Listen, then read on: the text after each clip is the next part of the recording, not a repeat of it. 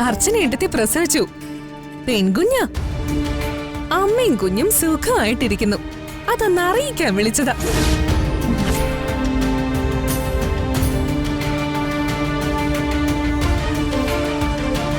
നിങ്ങൾ പോയതോടെ ഞങ്ങൾ എല്ലാവരും ഇപ്പൊ സന്തോഷത്തോടെ സമാധാനത്തോടെയാ ജീവിക്കുന്നേ.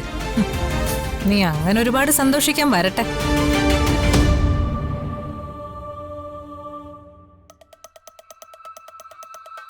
ആ കൊച്ചു ജീവിക്കോ ചാവോന്ന് ആർക്കറിയാം?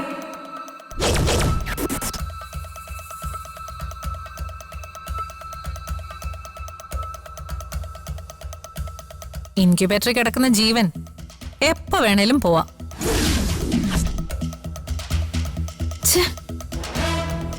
ഇങ്ങെടുക്ക് എടി അവന്തികെ. എന്റെ കൈ കിട്ടിയാലേ നിന്റെ കാരണം ഞാൻ അടിച്ചു പൊളിക്കും. എന്തൊക്കെ ദ്രോഹങ്ങളാടി നീ അർച്ചനയോടും ഞങ്ങളോടൊക്കെ ചെയ്തത്.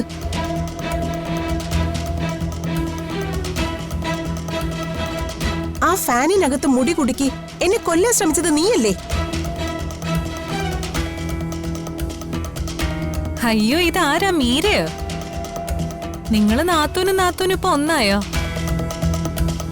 ഞങ്ങളെ പണ്ട് ഒന്നായിരുന്നു. നിന്റെ വാക്ക് കേട്ടിട്ടാ ഞാൻ ഇവിടെ തെറ്റിദ്ധരിച്ചത്. നീ ചെവിയിലെ നുള്ളിക്കോ. നീ ഇല്ലാതാക്കാൻ ശ്രമിച്ചിട്ടും അർച്ചനയും കുഞ്ഞിനെയും ദൈവം രക്ഷിച്ചു. ഒരു കുഴപ്പം കൂടാതെ ദൈവം ആ കുഞ്ഞിനെ അർച്ചനയ്ക്ക് തിരിച്ചു കൊടുത്തു.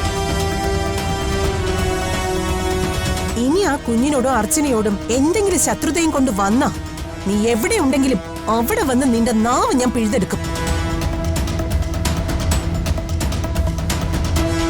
മീരെ, നീ എന്നെ തെറ്റിദ്ധരിച്ചിരിക്കുക.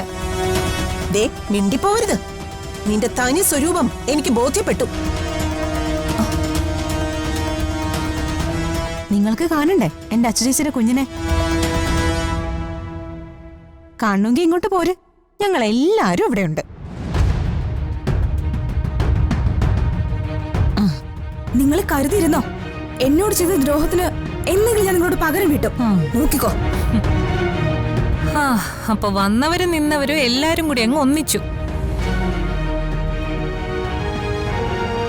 നിങ്ങളെല്ലാവരും ഒരുമിച്ചു, ഞാൻ ഒറ്റയ്ക്കും. ഒറ്റയ്ക്കായി പോയത് നിങ്ങളുടെ സ്വഭാവം കൊണ്ടാ. ഇനി മേലില് നെല്ലിശ്ശേരി വീട്ടിലോട്ട് തിരിച്ചു കയറാന്ന് നിങ്ങൾ വിചാരിക്കണ്ട. നിങ്ങൾ പോയതോടെ നന്ദേട്ടന്റെ ജീവിതവും രക്ഷപ്പെട്ടു.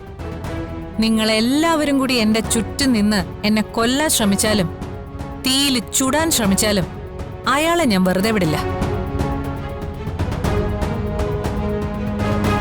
അയാളുടെ വിധി തീരുമാനിക്കുന്നത് ഞാൻ തന്നെയായിരിക്കും. ഞാൻ ഇറങ്ങി പോന്നൂന്ന് കരുതി നെല്ലിശ്ശേരിയിൽ നല്ലതൊന്നും നടക്കാൻ പോകുന്നില്ല. അതൊക്കെ നിങ്ങളുടെ തോന്നല് മാത്രം. നിങ്ങൾ പോയതോടെ നെല്ലിശ്ശേരി വീട്ടിൽ ഒരു പുതിയ വെളിച്ചം വന്നു. അവിടെയുള്ള എല്ലാവരെയും തമ്മിലടിപ്പിച്ച് നശിപ്പിക്കാൻ നോക്കിയത് നിങ്ങളാ. മോളെ, നിനക്കുള്ളത് ഞാൻ വെച്ചിട്ടുണ്ട്. എപ്പോഴെങ്കിലും നിന്നെ എന്റെ കൈ കിട്ടും. എന്റെ ശത്രുക്കളുടെ കൂടി എന്നോട് ചെയ്തതിനുള്ള കൂലി അന്ന് ഞാൻ നിനക്ക് തരും. ഞാനത് കൈ നീട്ടി വാങ്ങിച്ചോളാം.